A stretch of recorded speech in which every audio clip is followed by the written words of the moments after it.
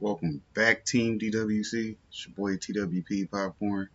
Y'all already know what time it is. Another day in paradise. If it ain't paradise, y'all know y'all fucking up. Shouts out to y'all though. Appreciate anybody that's in the building. Y'all already know we got us a banger video. We're gonna do this the other way again, see how we figure that out. So we gonna review another Mr. Grow video. You know, he's got a lot of people talking about DWC, and they're a little bit more famous than me, so I'll Coming up on Garden Talk. Let y'all hear the story from them. You dig. Let's see who's going to start off with this. And then go back to the primary video. Remember, quitting drugs is viewed more positively than never taking them. Until we meet again!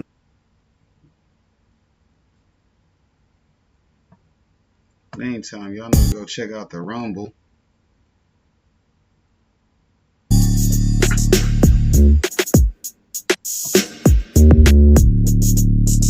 course, the Buy Me a Coffee.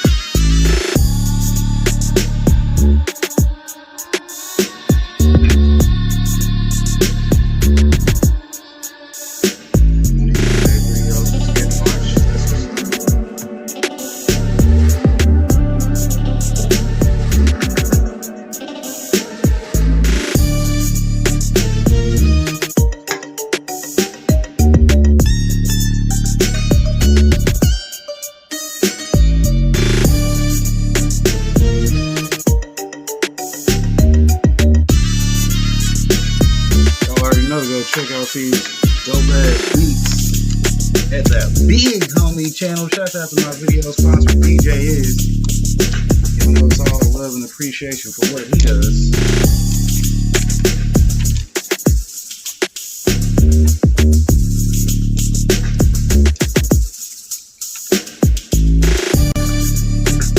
Y'all already know to get y'all popcorn ready for the show, right?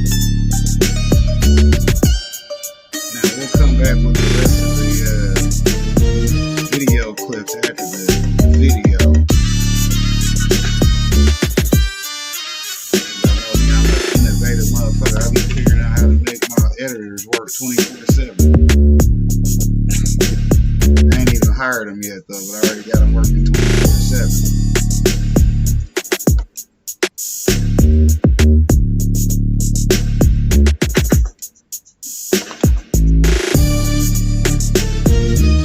Somebody else paying me to be their video. I don't know. We'll make it pop. Shouts out to Popcorn. Don't have a show without Popcorn, right?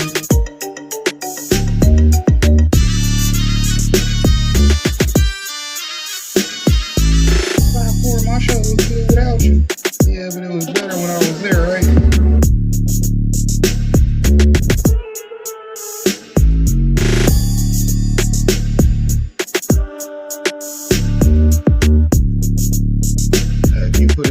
Put in your copyright restrictions, I can't do nothing but respect you.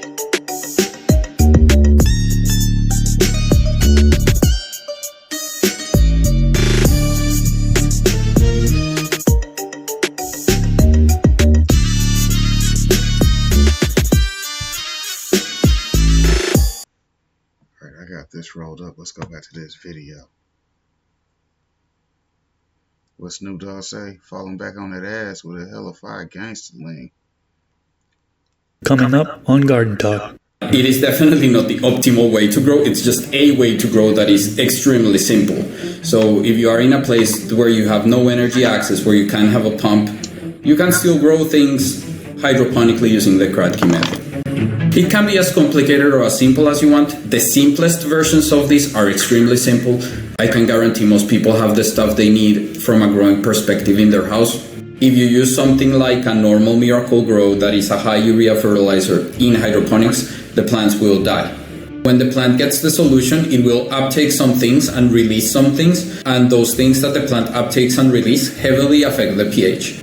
Even though it seems very intimidating, it can be done, and you will be saving yourself like a lot of money.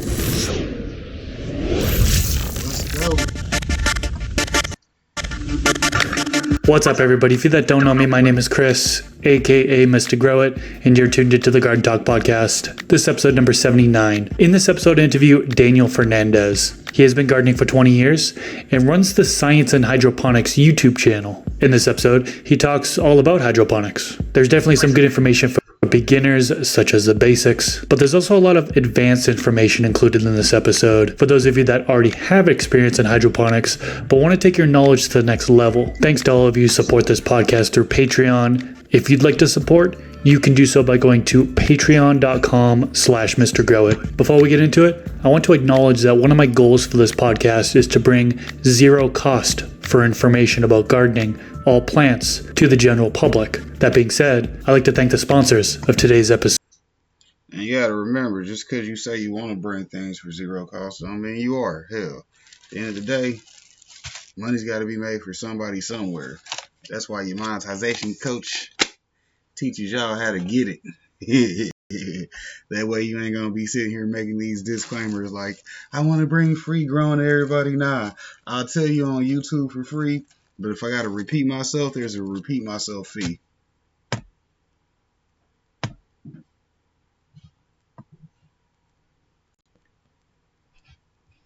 Who helped make that goal possible. Thanks to VivoSun for sponsoring this episode. VivoSun recently released the Smart Grow system. The Smart Grow system helps streamline the growing process by automating stage of growth requirements, on and off schedules, spectral range, airflow and circulation, and even records useful data about your environment. It is Wi-Fi capable and connects to the VivoSun app, so you can control your grow space from your smartphone. Check out their website at vivosun.com. I will provide a link in the YouTube description section below. AC Infinity is sponsoring this episode. Their clip-on oscillating fan is now released. I've been using their 6-inch version for over 6 months now, and I absolutely love it. It's easy to clip on the side of my grow tent, and it has 10 different speeds, which makes it easy to control air circulation. They do also have non-oscillating versions of these clip-on fans. These fans are currently in high demand. When they sell out of the fans, which I expect them to often, you can pre-order them for the next release. You can also use discount code MrGrowIt if you're buying off their website, acinfinity.com. That discount code works for all AC Infinity items. Or discount code MrGrowIt15 if you're buying off Amazon. And we are back. Welcome to the Garden Talk podcast. Today I am joined with Daniel Fernandez from Science and Hydroponics. How you doing today? I'm doing great. Thanks for having me, first of all. Really enjoyed your podcast, so this is a great opportunity for me to be able to have this talk with you. Yeah, I appreciate you coming on. When you reached out to me through DMs, like I mentioned before we hit the record button here, I noticed you from the cultivation certificate program at Utah State University with Dr. Bruce Bugby. And I actually attended that, and I saw you have a couple videos through that program, and I recognized your name right away through Instagram. And I was like, yes, he wants to come on. So I know you have extensive knowledge when it comes to hydroponics. I mean, you have a whole YouTube channel based around it. And that's what we're going to get into today. Talk all about hydroponics. We're going to get into some stuff for beginners, but we're also getting into some more advanced knowledge stuff for those folks that have the experience that want to get to the next level. So I think this is going to appeal to a wide audience. But first, what I like to do with all the guests is an introduction. Can you tell us a little bit about yourself and how you got into gardening? Yeah, sure. So as you mentioned, my name is Daniel Fernandez. I got into gardening around 20 years ago when I was 15. I had a big space that I could grow things in, and then a friend told me that we should try hydroponics. So we actually started growing tomatoes there. And at the time, that was right before I started studying chemistry. So I did my undergrad in chemistry while I learned hydroponics. And then I went and did a PhD in Spain. And I've been working in hydroponics ever since. So I've been working in my own grows 20 years, and then I've been working with people as a consultant for the past more or less 12 years. Awesome. So let's start with a basic question, super basic, for the beginners. What is hydroponics, and what are some of the hydroponic systems out there? So that is an interesting question, and it's not as straightforward. Like, there are a lot of definitions out there. I like to think about hydroponics as any crop where you have no soil in it. So for me, anytime where you're growing plants and there is no soil that contains the nutrition that the plants need, then that to me is a hydroponic crop.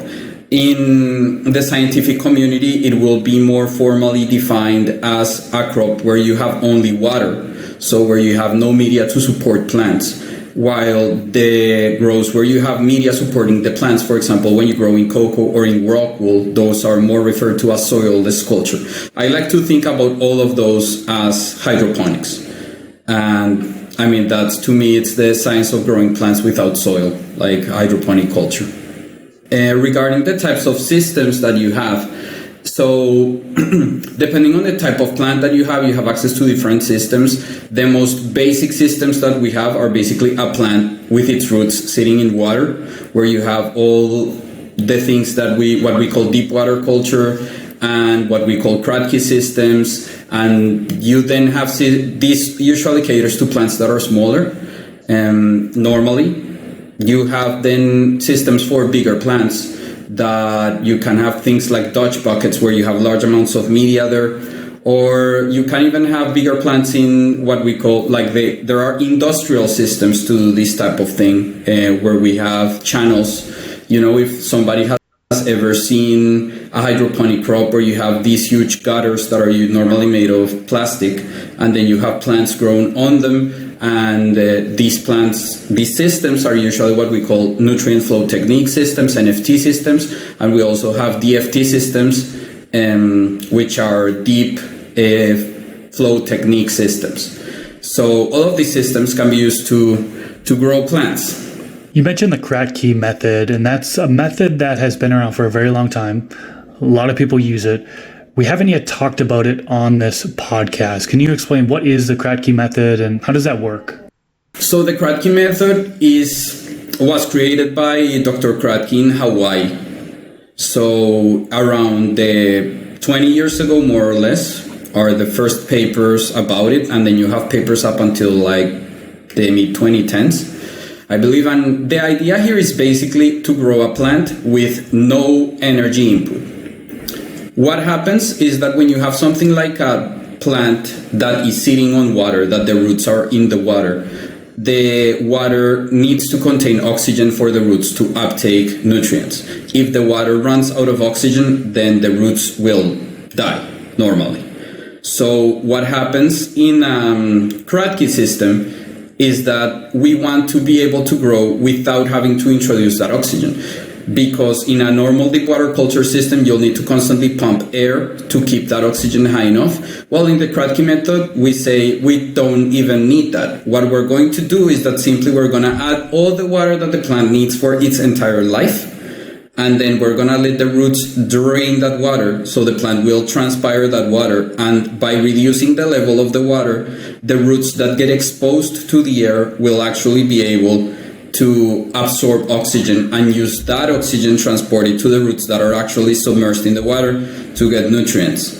So in this way, you can grow basically any plant, provided you can put all the water that's ever going to be needed in the initial reservoir. So this sort of method is sort of limited to plants that are small, because you can imagine that a tomato plant might use, 100 gallons of water through its lifetime. So it might be difficult for you to create a tall 100-gallon container and then have it empty, while a lettuce plant might use a tenth of that or even less. So it might use very little water, which allows you to basically put the plant inside the plant in a bucket where the roots are growing into the water, and then they transpire the water level is dropping. It allows oxygen to be transported, and the plant does not die. It is a low-yielding method. Yields in Kratky are obviously lower because the plant is under like a suboptimal condition the entire time, trying to stay alive. But you can grow healthy plants, you can grow leafy greens, you can even grow tomatoes if you like are willing to replenish solution and introduce a little bit of labor into it. But it is definitely not the optimal way to grow. It's just a way to grow that is extremely simple. So if you are in a place where you have no energy access, where you can't have a pump, you can still grow things hydroponically using the Kratky method. That's interesting. Yeah, I've heard a lot of people having success with that method, and like they said the same thing you did, is it's a simple method, but I personally haven't tried that method yet. So yeah, really interesting to hear. I know there's a lot of people out there that, you know, they hear about hydroponics, talking about a whole system that needs to be purchased. Some people are spending hundreds of dollars on systems. Which is how I basically got my system set up, because, you know, I keep it DWC only. I mean, I was thinking about getting the RDWC line. Cody from Nukeheads talked me into getting a chiller and then a dosing system, so that way I can just actually get all my flowering plants knocked out, which I might just flower with a RDWC system. But as far as my green room, y'all already know I'm holding that down Kratky style with DWC with nothing but CalMag in the buckets. Go ahead, leave your hateful comments in the comments, because y'all already know I do what works for me, so you can let me know what works for you.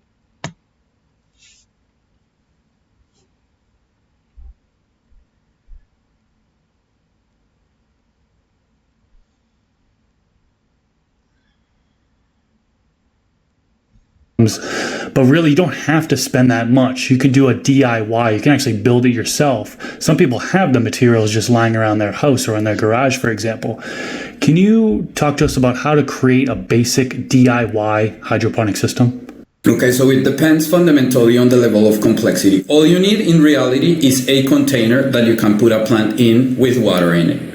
So think about a Kratky setup. In a Kratky setup, you can use a mason jar to build that Kratky setup, or you can use any sort of container where you can place the plant and then have the water inside the container. There is no need for any sort of high-tech stuff. Just a container is enough for starting. Of course, what do you want to achieve with your growing system? Do you just want to grow a plant and see it grow, and you don't care too much about learning about what's going on, and your priorities are to have less, to spend less time growing the plant? If that's your priority, then a Kratky system is going to be a great introduction and something that you can do, basically set and forget type of thing.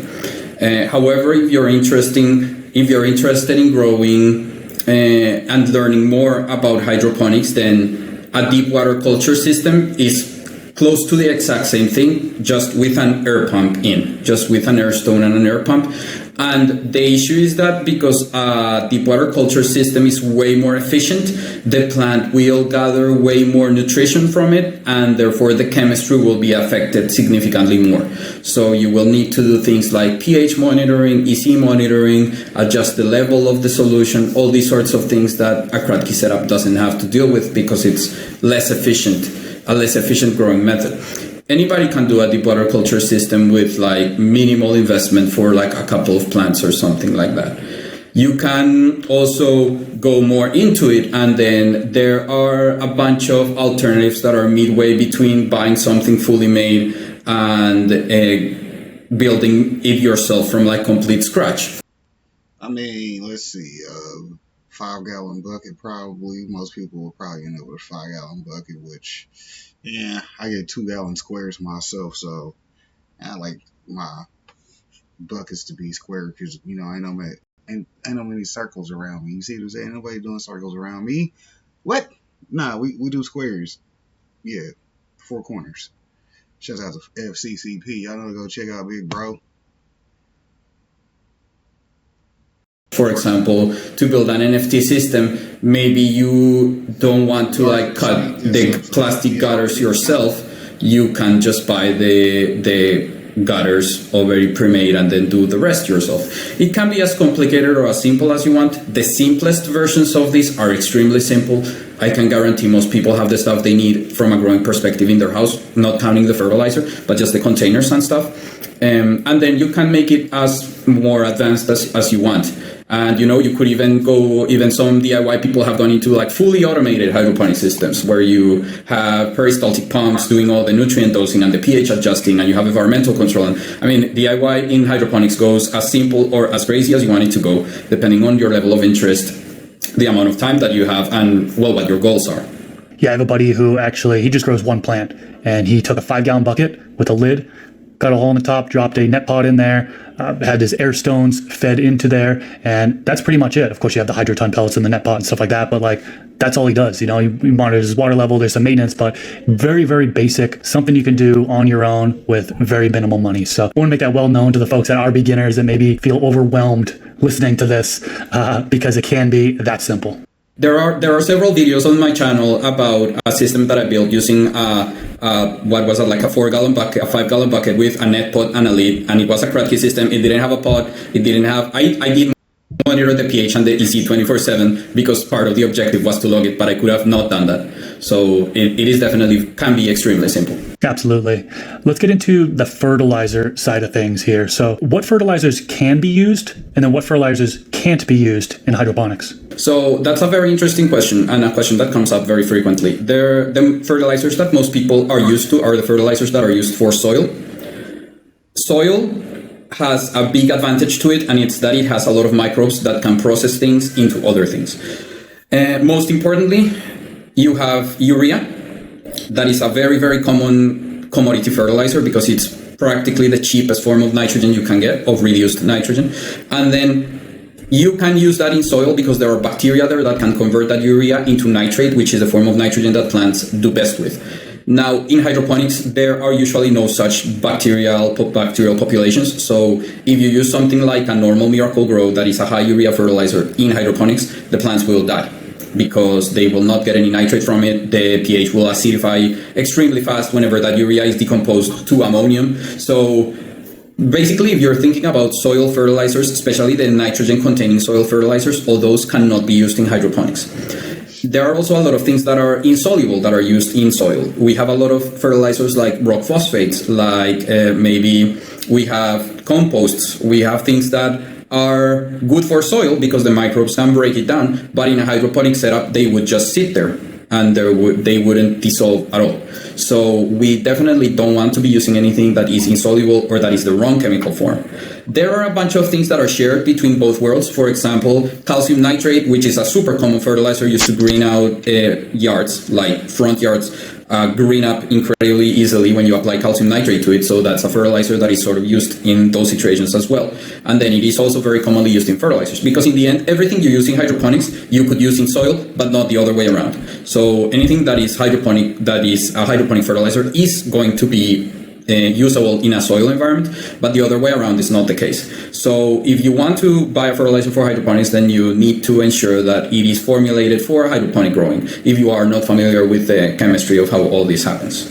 Got it. And I know you're actually a proponent of making your own nutrients. Can you talk to us about how to make your own nutrients for hydroponic systems? Yeah, so when I talk about making your own nutrients, I refer to using, so most of the fertilizers that you can buy that are for hydroponics are blends of raw fertilizer inputs. So what I mean when I say make your own fertilizer is instead of buying these boutique blends for hydroponics, you can actually make your own from these raw fertilizer inputs.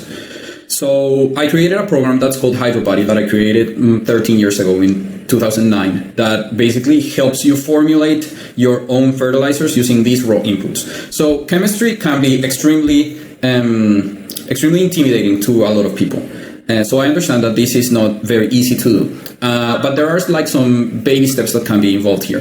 For example, instead of having to make a complete fertilizer with all the elements that are required for a plant to survive from scratch, from all the different raw fertilizer inputs, you can actually start by going into, for example, a fertilizer like 51126, for example, like a master blend or a Peters 51126, which has already most of the things blended in ratios that are adequate, and then you just make the calcium nitrate and the, let's say, monopotassium phosphate or some of these other fertilizers. So sort of a midpoint between these two things.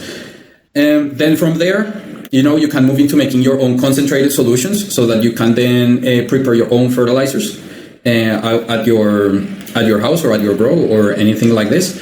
Or you can also move, instead of making your nutrient solution, you can also move, perhaps it's less intimidating to then start making your own amendments.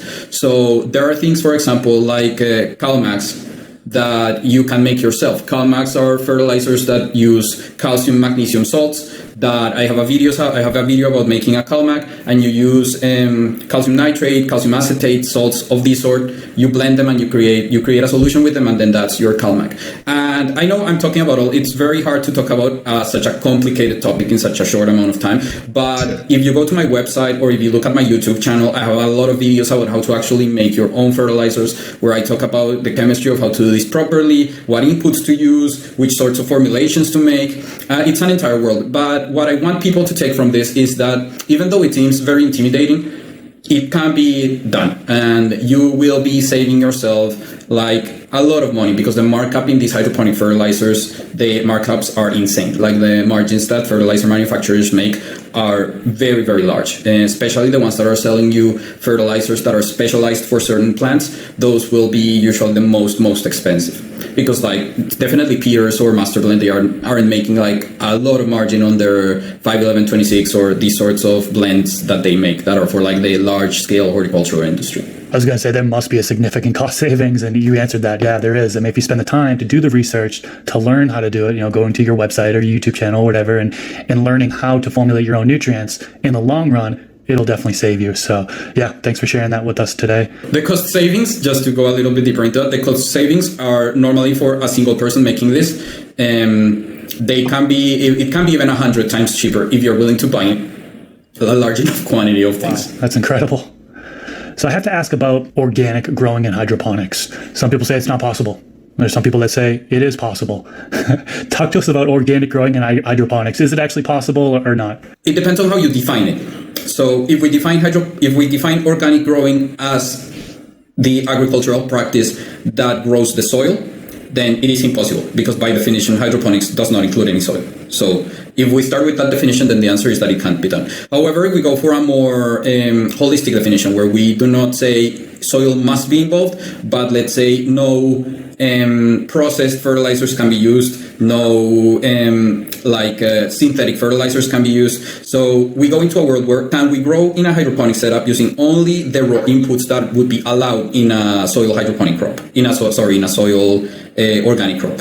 So could we do that?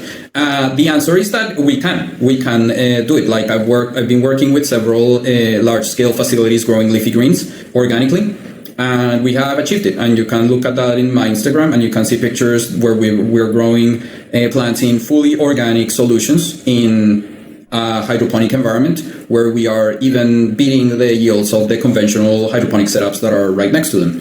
So it can be done. And it can be done very successfully. Now, it is tricky because a lot of as I mentioned, there are things like the nitrogen cycle that does not exist in a hydroponic setup. So we need to separate things a little bit. And what we do need to do is a lot of pre-processing of the solutions, right? So while you would mix, for example, I don't know, for example, corn steep liquor is a very common source of phosphorus in organic growing because it's very high phosphorus.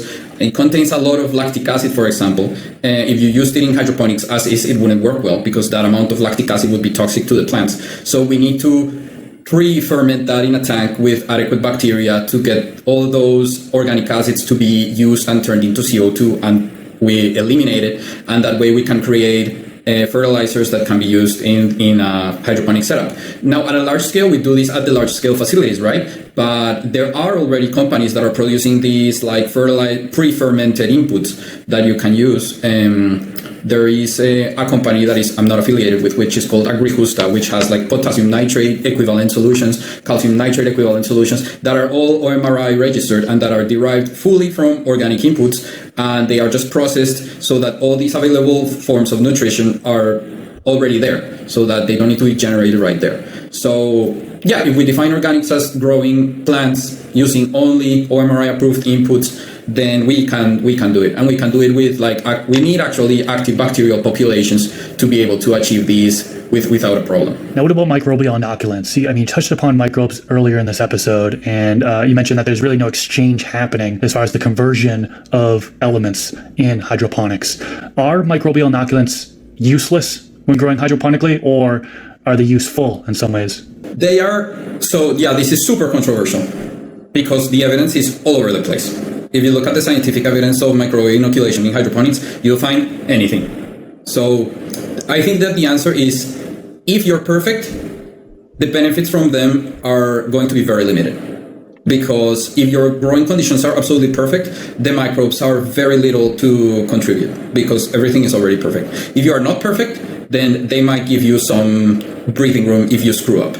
So they can help you if your growing conditions are not perfect. If there's stress going on, there might be mechanisms by which they can protect you. Not all hydroponic systems are suitable for microbes. If you have a deep water culture system and you add microbes to it, it will be super dirty, and if the solution does not cater to those microbes, then those microbes will likely become, or they will encourage pathogenic microbes then getting in there. So you need to, if you're going to have microbes, then the solution needs to cater to them as well. And the media also needs to cater to them. So it is a decision that needs to be made. Like, is it going to have microbes or is it not going to have microbes? If it is going to have microbes, then design everything around that. If it's not going to, then design it so that it's not going to. It is also easier to have microbes in hydroponic systems where the solutions are not recirculated. For example, if you have a drain to waste setup where you are just irrigating a plant in a soilless medium, then inserting microbes there is far easier than if you recirculated the solution, because the microbes are just going to be there with the plant. They're not going to be in your drip lines, they're not going to be in your tanks, they're not going to be anywhere else. So usually, if you are going to introduce microbes in a system like that, usually you're not going to have a problem when you do that. So I consider them useful. Like another point is that microbes can also help you with pathogens. There are microbes that are not for the plant, but for fighting pathogens. So while they might not help you with the uptake of nutrients for the plant, just the fact that they're filling an ecological niche in the root zone will mean that something else that's pathogenic will not be able to fill it. So furthermore, there are some microbes that will actively fight things that are there. For example, if you have, let's say, root aphids, and you inoculate your media with Bavaria bassiana or with other microbes that are pathogenic to root aphids, then they will fight the root aphids when they get there. So microbes are insurance, in my view. They are something that we do not need to grow perfect. If we can grow perfectly, if you are not perfect, then I think that it's not going to hurt you if you add them and you have designed your system so that adding them is beneficial. I agree when you said it was a controversial topic, because I get a lot of people that are arguing both ways. And so thanks for bringing some clarity on that avenue. I want to switch it up. I want to get into silica next.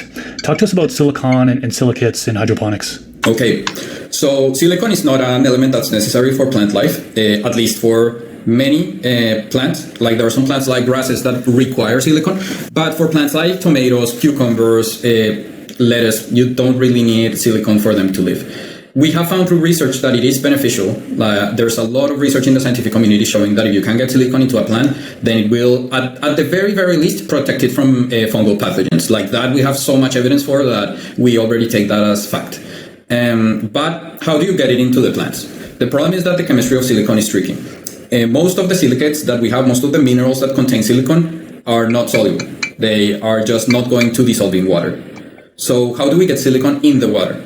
So we have these products that are called, we have these types of minerals called silicates. And some of these silicates, like calcium silicate, potassium silicate, and sodium silicate, are soluble in water at really high pH.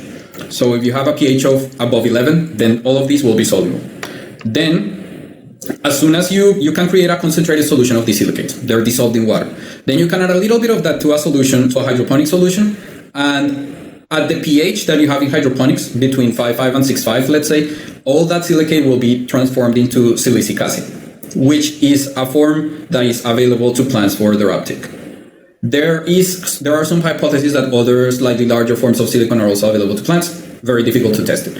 The issue is that these silicic acids, these monosilicic acids, are extremely unstable under pH. In their pHs between 4 and 8, they are extremely unstable. So they will quickly polymerize and be unavailable for the plant.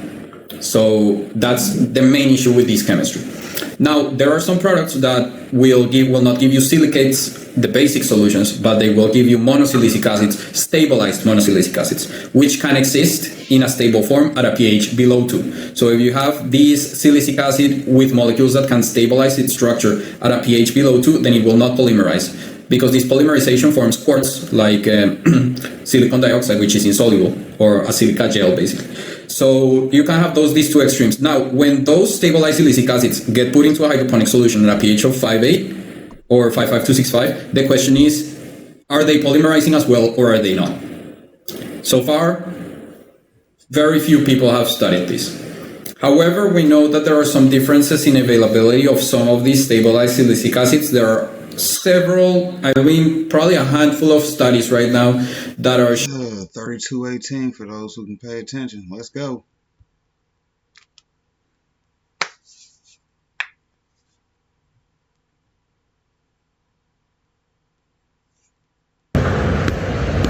Pick a strain, whatever you want, you could get. Indica sativa, never rolling plain Jane.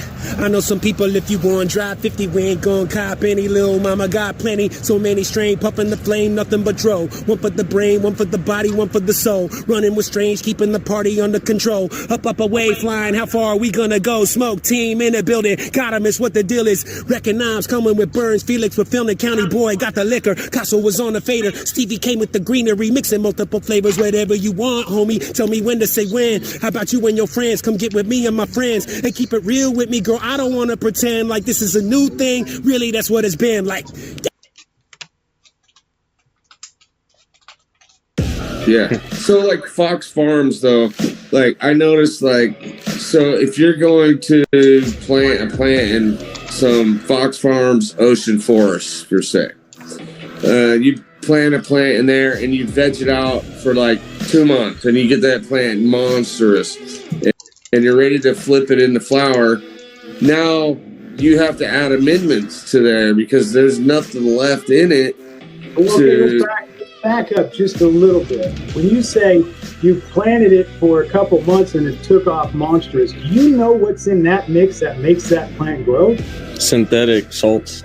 It's pretty much what it is, but it's ammonium nitrate. So they spray this ammonium nitrate on sawdust, and that ammonium nitrate is like, it's like acid on a fucking slug. So think of the organic and biology that's in there. It's killing. They put that on there. You can throw a pile of that. It's called nitralized sawdust is what the industry calls it, as an amendment to mix it, and that's what they buy. Roots Organic, a bunch of them do that as an amendment, and that's their nitrogen pack. And then they tell you they put a bunch of guanos and they do other stuff. They don't put shit on it. That's what it is, and that's the reason the difference between a good quality soil and them. And you just explained it, is it shot up and it grew through veg and it did really well. But the thing it's missing is that now, like if you grew in my soil or some good soil, it's not always my soil, but the difference between mine, you're asking, and Fox Farm and all the case studies, Fox Farm with ammonium nitrate in the soil, that plant will shoot up really quick. It grows quick, and it's for tomato plants. Just call it tomatoes. I'll just do a tomato, but same thing with any other cultivar, is it shoots up really quick and it puts off a few tomatoes, and the wind comes and that plant has no structure and it falls over and it's lanky, right?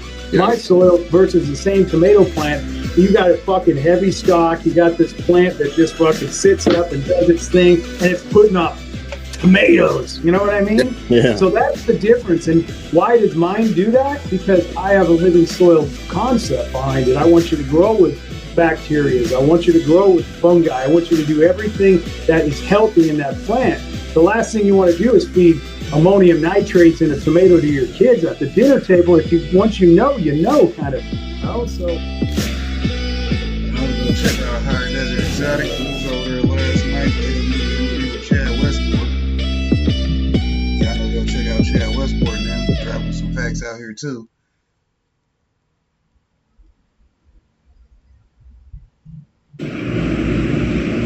So this is day 3 of the KOV challenge. So one of the things that we're supposed to do is ask a question, and one of the questions I'm interested in is, what do you think about my channel? When I started this channel, I started it, well, for me, I'm a type A personality and I needed to relax. I have some disabilities that are related to stress, and it seems like people like them and watch them. But you guys tell me what you think. Bye. That's Melinda. She's a level 2 Buy Me a Coffee member. Yeah, y'all forgot we got members over there. We been monetized. We kept plugging away with the weed deliveries, and we kept meeting different kinds of smokers, like this lady.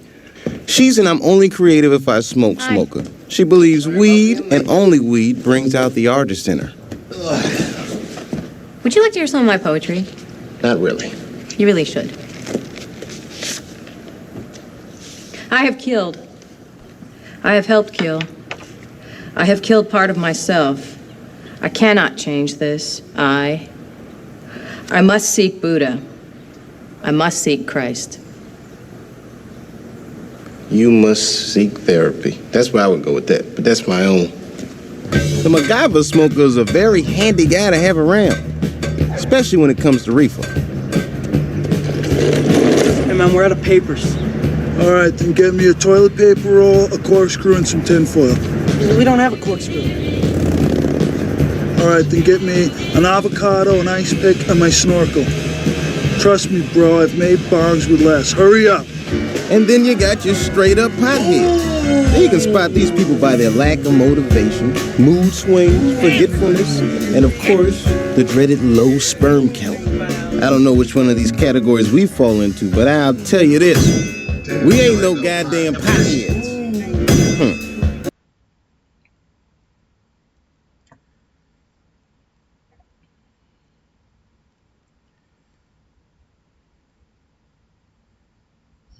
Okay, so see where we are down there. See where we was back up here. And we was at 32, 30, and 18, but it's gonna give us a sec to reload. 6.5. The question is, are they polymerizing as well or are they not? So far, very few people have studied this.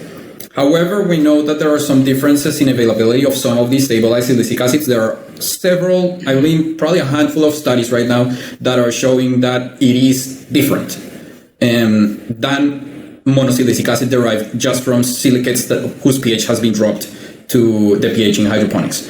So which is better? For root uptake, we don't know. There is also the question of foliar feeding of silicon. If you feed silicon through the leaves and not through the roots, then you need to consider that silicon is completely immobile. Once it is mobilized inside a plant and placed somewhere, it will not move. So this means you need to routinely apply it because tissue that grows after you do the foliar will never get the silicon that you applied before. Is it better to apply one form or the other? Right now, it is unknown. It is unknown. Evidence is pointing to the fact that it is not exactly the same, but a silicic acid's ability, like a stabilized silicic acid's properties, will depend heavily on what it was stabilized for and how that was achieved. There are maybe like 30 ways to achieve that. So it is when things are marketed as monosilicic acids, just bear in mind that what sort of stabilized monosilicic acid.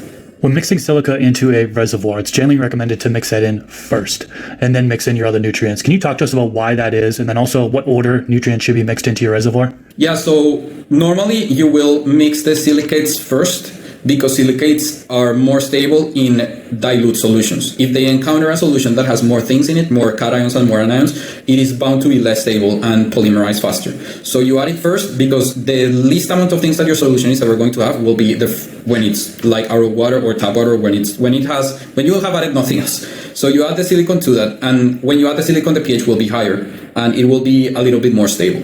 Normally you will inject silicon first, then you will inject whatever is more acidic, which is normally a solution containing acidic potassium phosphates of some sort, which is normally micros and potassium monopotassium phosphate or things like this. So silicate, then this acidic solution, then the nitrates usually go, or the calcium containing solutions, and then finally you will set the pH with an acid to the final pH that you want. That is normally a way that works well. It is not the only way. Like you could also, for example, add the silicon, then set the pH, then add the other things, then set the pH again. Although that is not very effective in terms of like the amount of control that you require. So this is the standard. What I've mentioned is usually the standard. It is also very common to put a mixing chamber right after the silicon, especially if you're using an injector system, because the silicates, if they are not fully mixed into the solution, then they can precipitate when the next injector injects things into the line. If you are mixing into a large reservoir by hand, then you need to ensure that that's properly mixed before adding the other nutrients to your solution. Gotcha. Okay. Another controversial one I wanted to touch base on is gypsum. So I hear people adding in gypsum into their hydroponic systems, and there's others that say you shouldn't do that because it's not soluble. Give us a lowdown on gypsum, calcium sulfate in hydroponics. I have an entire video on just this precise topic of gypsum in hydroponics. Gypsum is not as soluble as many things. It's not calcium nitrate, but it is very soluble. It is not as insoluble as many other things. It is not a rock phosphate. It is way more soluble than that. So it is definitely not soluble enough for you to prepare a concentrated solution of gypsum to use in your hydroponic setup. That will not work. But you can get 400 ppm of calcium from gypsum. It is soluble enough that you could dissolve enough to supply more than double the nutrient requirement of the highest calcium requiring plant in a hydroponic solution. However, you will need to add it directly to the final nutrient solution. You cannot, as I mentioned, prepare a concentrated solution and then add it. You will need to add it to the final solution. And then you have one thing, and it's that the kinetics of the solution of the gypsum are slow. So it will take time for it to dissolve. It will take time in the order of maybe hours for it to properly dissolve in a solution. Another thing that gypsum has that is quite tricky is that its solubility goes down as temperature increases. So you need to mix it at pretty low temperature. So if you have a solution that's above 70 Fahrenheit, then gypsum is going to be less soluble than all the solubility that it could have. So yeah, it can be used under precise conditions. Okay. Getting a little bit deeper into water temperature. What is the optimal water temperature when growing hydroponically? So in most cases, I would say that around 70 Fahrenheit is the optimal temperature for roots in general.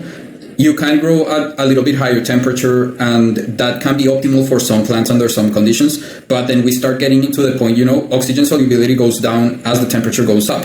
So if it's a system that has issues with its oxygenation, then that's not going to help it at all. For example, if you have a media that retains too much water between irrigations, that's not going to help at all. So normally if you're at 70, that's perfect. If you're at 75, most plants can tolerate that. If you're at 80, then you're going to have low oxygen and fungal and bacterial issues, because especially anaerobic bacteria will love solutions that are low in oxygen and high in temperature. To the low side, then when you go to 65, you might still be able to do fine, but the problem is that the kinetics of nutrient transport becomes lower as the temperature drops, so the uptake of nutrients becomes more sluggish. So you start having issues with the uptake of some things, and then when you drop below 65, phosphorus uptake drops to basically zero, because it does require it does require the temperature for the uptake because of these kinetics of uptake. So if you drop the temperature below 65, you start noticing that your plants will basically turn purple because of that, which some people use to their advantage. Yeah, the water temperature is one of my biggest concerns. I live in a desert region, and I think right now it's at, in this room right here, it's at 81 degrees Fahrenheit. I turned off the AC for recording, blah, blah, blah. Usually it's about 78, but the water temperature, what I heard is over 75 is really, you're at risk of those pathogens happening, right? And so I've just avoided TWC, hydroponics in general, because of that reason why. But I know there are hacks around it. Some people add in frozen water bottles into the reservoir to lower the temperature. Some people buy a chiller to reduce the water temperature. So there are solutions for controlling it. But if you're adding in a chiller, you have to consume more energy, right? And then do a cost analysis, see if it's worth it or not. So that's just one of my biggest things that I've avoided hydroponic growing for is water temperature alone. So just to tie to the previous topic, one of the things that mainly limits Kratky usage is water temperature, because if the water gets hot, then it's not going to work at all. So that's a main limiting factor. As you say, normally plants tolerate warmer air way better than warmer water, because warm air still contains 20% oxygen. So plants will do much. If you're growing in a hot region, it is much better to do something like Dutch buckets, or a system that is like a drain to waste system with cocoa, because that way you can very easily control the temperature. Even if your plants get hot water water at 85 for a few minutes, for 30 minutes while you irrigate them, they will still get the air soon after. So it's way, way less troubling. Okay, that's good to know. pH. Super important when it comes to hydroponics. What pH is optimal for hydroponics, and then stabilizing pH? Can you get into that a little bit, because that's tricky for some people? So the optimal pH in hydroponics for plants, for most higher plants, is going to be, let's say, between 5.8 and 6.2, if you want to be narrow, but plants can do well between 5.5 and 6.5. That's really the region that they do fine in. It is very important to keep them in that region, because when you go to the lower end, you start getting very high uptake of some nutrients. Micronutrient uptake becomes way too high, below 5.5, and also sulfur uptake becomes way too low. And then to the upside, then you get issues with micro uptake becoming too low. So that's like the main thing that happens, is that your micro uptake just plummets, especially iron uptake at high pH is super, super low. So that's why you need to take care of your pH. Now, how do you make it stable? There are two things that change your pH. One is chemistry, so the chemicals that are actually in there when you prepare the solution. But the most important thing that changes your pH is how the plant modifies the solution when it gets it. So when the plant gets the solution, it will uptake some things and release some things. And those things that the plant uptakes and release heavily affect the pH. And the best way to stabilize the pH of a solution and the media is to make sure that the ratio of the things that the plant uptakes causes as little of a shift in the pH as possible. This normally means that you'll need to play with your ammonium to nitrate ratio. So plants will generally uptake a lot of nitrate and push the pH up under normal circumstances. Most plants will do that. When they're especially in vegging phases, they will push the pH up due to nitrate uptake. So if you add some ammonium, that ammonium is uptaken really fast and it counterbalances that so that the plant does not modify the pH much. Trying to stabilize the pH of the solution itself is very problematic if you are not also catering to the chemistry that the plant wants to uptake. Because if you just try to add buffers or add stuff to like force the solution to a pH, and you feed things that the plant will uptake very drastically and dramatically affect the pH, then it's going to be a losing game. Like the best solution that you have to control the pH is to make sure that the nutrients that you're feeding are actually buffering the nutrient uptake of the plant. Now you can buffer this nutrient uptake through this, but there are other plants, for example, you have tomatoes that uptake massive amounts of potassium and will heavily acidify the solution at some points. Then in those cases, you might want to use add more nitrate, for example, to counterbalance that extreme uptake of potassium. So there are a bunch of strategies you can use in terms of the nutrient uptake, but you need to consider the plant. Like just chemically adjusting the solution does not work that well. However, when you adjust the solution, you can also consider the uptake when you adjust it. For example, a very common strategy is that when the pH increases, you add nitric acid with ammonium in it, so that you both replenish the nitrogen, but you are also increasing the ammonium to nitrate ratio, so that every time you adjust, the probability of adjusting is lowered because you are shifting things a little bit every time you adjust. So that sort of like smart adjustment of the pH works better than doing just adjustments with regular acids or bases. And you'll notice that companies will often sell pH ups and pH downs that take these into consideration. Like pH ups are not just potassium hydroxide and pH downs are not just monopotassium phosphate. They often include, or phosphoric acid, they include other things to help you buffer nutrient uptake. Okay, so basically you're saying most of the causes are due to the fertilizer not being balanced for that plant. So if somebody, generally speaking, if somebody is growing hydroponically and they continue to struggle with that stable pH, they may want to consider going to a different fertilizer? Yeah, they might consider changing the ratio of certain things in your fertilizer. Okay. So that they need to fight that less. However, there's also the case that some plants will grow way better in a way that is very destabilizing to the pH. So that is also counter to this. Like if you are going to be growing a plant at its maximum potential, maybe your pH will never be stable. You sometimes need to compromise that. You can also, for example, let's say you're using a drain to waste setup and you're irrigating with a pH of 6 and then your runoff is always like 6.5, 7. You can then water at lower pH, like at 5.5, to like compensate that change so that your runoff does not shift that much and it's in the zone that you want it to be. So you can also play with because what matters is the pH of the root zone. So in systems where you are watering and then that solution is not recirculated, you need to consider that you are blind to the pH of the root zone. And the pH of the input is not as important as the pH of the root zone that you're growing in. Got it. I did actually watch your video on runoff and pH. Really, really good video. I totally recommend it for anybody who hasn't seen it yet. Definitely check it out. A lot of good information. You clarify a lot of things in that video. Next up, I want to get into EC or ppm. What's the optimal range for hydroponics? So this is an interesting question because different ions conduct electricity differently, and therefore the EC of two solutions with different composition, they won't be chemically equivalent at the same EC. So what I'm saying is that while you might be at a certain EC that works well for a given nutrient composition, then if you have a nutrient composition that is substantially different, then that same EC will not be equivalent. So this is why talking in terms of EC is a little bit misleading, because then a person might say, hey, I grow at an EC of 1.5 and it works great. And another person might say, well, I grow at 2. And then the solutions are very different. And then when you look at what the actual osmotic pressure of the solutions is, they might be the same at 1.5 and at 2. So it is not a good practice. And I know why it's so common, but I think it would be, it is more useful if people only do easy comparisons when they're talking about like the same nutrients, right? Otherwise, I prefer to think instead of DC, what are the optimal nutrient ratios in hydroponics? Like what are the optimal nutrients to grow in? And that we can have a deeper conversation about, and like that goes into like the formulations that are better for each plant according to the tissue that each plant is growing, you know? Because like it's not the same to grow a head of lettuce than it is to grow a tomato, because in one case we're growing fruits and in the other case we're growing leaves. So what tissue are you growing? And then your nutrients need to cater to whatever tissue you want to be grown. Yeah, I was going to say that the type of plant would certainly have an impact on it as well. All right, one more controversial topic for you, and I know people are going to love this one. Flushing. Is there any science behind flushing, particularly medicinal plants, prior to harvest when growing in hydroponics, or actually growing in general? So the question is, is there a need to flush? Like, should we always flush? Does flushing accomplish anything? So flushing really does not take anything out of the plant. The conception that this idea that the plant will lose nutrients because you flush is completely false. Like the plant will not lose any nutrients it already has taken up due to flushing. So that won't happen. What you will do is that you will reduce the concentration of nutrients in the root zone.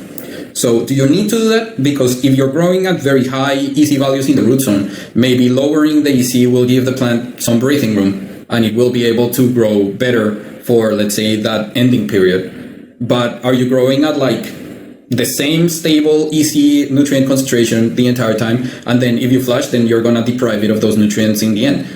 Do you want to deprive it of those nutrients? I don't see why you would. Like, you are going to be wasting some of the most efficient, like the ending part of the growing cycle is the part where you get the most yield, because it's where you have the most structure to build into. So it depends. Can you benefit from it? If you can benefit from it, then you should use it. If you cannot benefit from it because your conditions do not allow you to benefit from it, then you shouldn't. Because that's why there is a big disconnect sometimes when you talk about people who plant scientists who grow the plants perfectly, and then they say, well, I flush and it's absolutely no benefit to me, I see a detriment. And it's like, yeah, well, because you're growing this way. But if you grew this way, where you have all this much higher EC in the media, then you would see a benefit. So whether you see a benefit or not depends on whether you need it or not. So it is definitely not something that should be considered as should always be done. It should be done when it's necessary. That makes sense. So taking a step back and taking a look at the folks that are new to hydroponics, what advice do you have for those that are new? So for people who are new to hydroponics, I would say you can start a very simple level. Hydroponics is a great way to grow plants. You have a lot of control. That is both a blessing and a curse, because then you need to realize that you are very likely to fail because you have all the power. So in soil, there are a lot of mechanisms that are working in your favor without you doing anything. In hydroponics, you have total control, which means you have total responsibility over the fate of the plant, and it's very likely that you will kill several plants. And that's not a bad thing. I think all of us who have ever grown plants have probably a lot of those plant carcasses in our closets. So it is not anything to be afraid of. And you can try small systems. I would say start small. Depending on your region, I would say you can, if you are in a cooler region where your temperatures are fine, you can try a Kratky method, or if it's a small indoor thing. If you want to grow outdoors, then you might want to try a soilless media type of thing, like a cocoa grow or something like that, where you have a little bit less concern over the temperature of the water and things like this. But don't be afraid of it. I think that's the main thing. Don't be afraid of it. It can be done simply. It can be done in a very complicated manner. There are nutrients that are very low cost that you can use. Just go ahead and try. I like asking that question towards the end of the episode because it gives the guest a chance to speak on something they didn't speak on the episode, and also provides a ton of tips. Like everybody who asks that question to just provides so much good information, specifically for beginners, because a lot of the audience, a lot of them tuning in right now are beginners. They're just getting started. Maybe they're in a state that just legalized, for example, a certain plant that they can grow, and now they're starting to grow. So having that advice for beginners, it's super valuable to a lot of people. So thanks for sharing that. Another question I asked towards the end is, how can the listeners find you, and what do you have upcoming in the future? Also, I have my website, scienceinghydroponics.com, where I talk about the science of growing plants without soil, and I try to go into the scientific literature, and I try to address topics in a manner that is more evidence-based than other sources. I also have my YouTube channel, Science in Hydroponics as well, and I also have my Instagram with the same name, and you can find me in all of these places. I do consulting for small to large hydroponic growers. I am one of the only consultants that you can get on the hour because most of the large scale hydroponic consultants would never consult with you without like consulting contract. I've kept my hourly consulting basically to allow people who have to allow the little guy a chance to benefit from my experience and also the experience of other consultants and growers I work with, so that the consulting is not monopolized by the big guys. That's really cool that you offer consulting like that. Not a lot of people do, and there are a lot of people out there that need help. And so it's really, really awesome that you're there as a source. I'll definitely have a link to your YouTube channel down in the description section below. If you're tuning in on one of the podcast platforms, just search for... All right, back to where we was at. Pay the rest of these bills and we can get up out of here, right? Saturday, though. We got plenty more to do.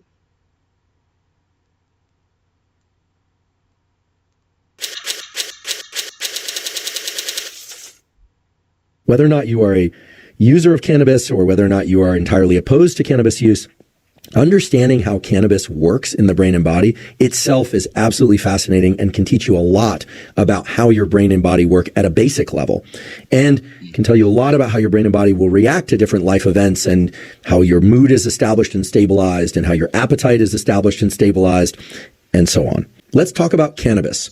And when we refer to cannabis, we are indeed referring to marijuana or the marijuana plant. Now, cannabis plants come in different strains or different varieties, and those different strains are indeed different genetic strains.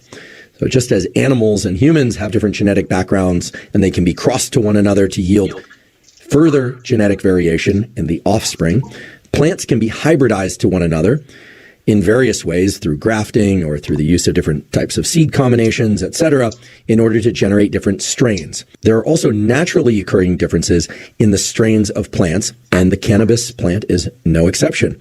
So, for instance, in the context of a discussion about cannabis and its medicinal uses and recreational uses, we need to distinguish between the sativa variety, the indica variety, a variety called ruderalis that's not often discussed, and hybrids of sativa, indica, and ruderalis. Before diving into the different strains of cannabis and how they impact the brain and body both similarly and differently, I want to emphasize that the cannabis plant contains a number of different psychoactive compounds.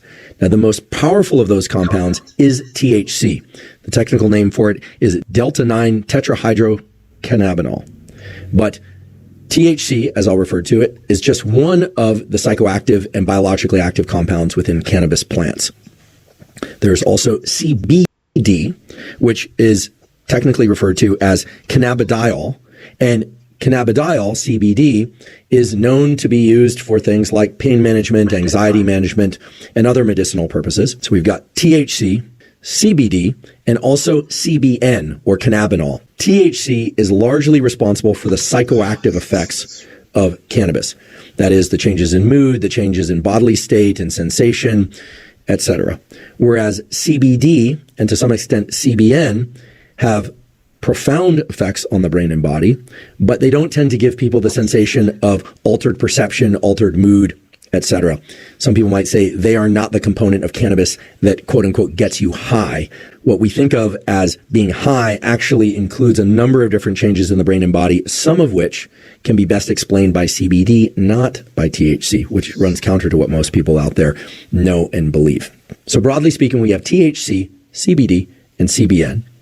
But I want to point out that the cannabis plant has over 70 different psychoactive compounds, many of which still have not been studied in isolation and in detail. So there's a big future of research for cannabis and for THC and THC-related psychoactive compounds, as well as for CBD and CBN. I should also point out that the cannabis plant has over 400 biologically active compounds. So these are biologically active compounds that may or may not have psychoactive properties, that may or may not be useful for pain relief, etc. Again, there is a vast landscape for exploration of the cannabis plant and of hemp for what they include that could be beneficial to us or detrimental to us. So again, a lot more work to do.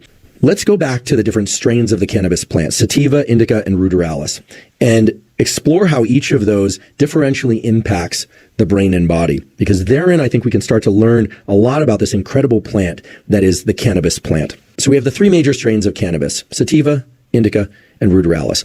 And for sake of today's conversation, we can pretty much cross off ruderalis. It's not often consumed, and components of ruderalis are not often consumed for medicinal or recreational purposes.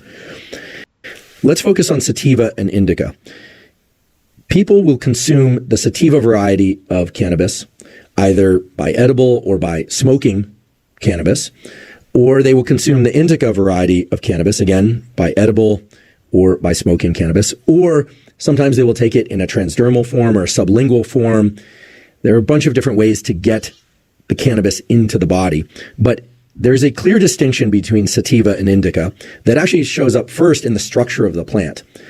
At their extremes, meaning in a pure strain of sativa, it tends to be a taller plant, a longer stalk, believe it or not, and actually the length of the leaves is quite a bit longer. Whereas the indica plant tends to be more short and stout, and the major effect of sativa varieties are to create a high, if you will, and I'm putting this in air quotes for those of you that are listening, but to also act as a stimulant. The sativa varieties tend to make people feel kind of invigorated, somewhat alert. It doesn't tend to be as much of a sedative as some of the other varieties. Some people report heightened sense of focus or heightened sense of creativity. The sativa varieties tend to make people feel a little bit less susceptible to pain and noxious stimuli, which are basically stimuli that you don't like. So the sativa varieties are often prescribed or are used in the recreational context for pain management and relief. Basically, the sativa variety is known to include a sort of head-biased effect. So here we're talking about subjective effects, and of course these will vary from one individual to the next. Some people will smoke cannabis sativa or ingest cannabis sativa orally and will feel an entirely different array of effects, but most people, the majority of people, experience a sort of head-centered high alertness, focus, and a sense that they're more creative. Contrast that with the indica varieties of cannabis, and when people smoke or eat or ingest indica varieties, the psychoactive components of indica, and again, this is pure indica, so not hybridized with sativa at all, but just pure indica, tend to lead to more full-bodied effects. People report feeling more complete full-body relaxation, more of a sedative effect. Indica cannabis is often prescribed and or used recreationally in order to achieve a state of sleep or to help relieve anxiety. So less of a stimulant effect. One of the ways to remember the distinction between the effects of cannabis sativa and cannabis indica was relayed to me by a friend who actually was a chronic, meaning every day, all day, consumer of marijuana. He basically smoked marijuana for 20 years before quitting about 4 or 5 years ago. And he said that indica is often referred to as in the couch, meaning laid back in the couch. And that can help you remember that the indica varieties of cannabis do tend to be more sedative in their effects. Shout out to our sponsors. Which parent are you? In the bustling city of Nutriville, a group of extraordinary individuals has emerged, known far and wide as the superfood parents. They are on a mission to transform their families' lives through the power of nutrition, one delicious bite at a time. Meet Chef Laquita Marie, the culinary mastermind behind the Superfood Parents Playbook. With boundless enthusiasm, she welcomes you to embark on a thrilling journey to becoming a true superfood hero. But what exactly does that mean? In Nutriville, superfood parents are everyday heroes. These superfood parents lead the charge for better health, but not with capes. They lead with carrots, and whole food fats like avocados. And instead of masks, they lead with mangoes and berries. Fruits and vegetables are the disease-destroying arsenal of heroes. Are you a disease-destroyer superhero for your loved ones? Fruits and veggies fuel the mission of heroes like Veggie Vixen. Are you a Veggie Vixen for your loved ones? Dedicated to ensuring their loved ones thrive on a diet rich in faves, fruits and vegetables. Here's your mission, should you choose to accept it, is to guide your family to superhero status by reaching the highest levels of health and wellness daily. Become a plant-powered titan, a superfood avenger, or even a faves crusader by earning 5 points for every fruit or vegetable eaten. It's a fun-filled quest where nutrition meets excitement. All of the digital details are at superfoodparents.com for the full experience. Superfood Parents has also created workbooks, where you'll discover the tools you need for success. These workbooks give you the heroic strategies to craft your grocery list like a seasoned hero.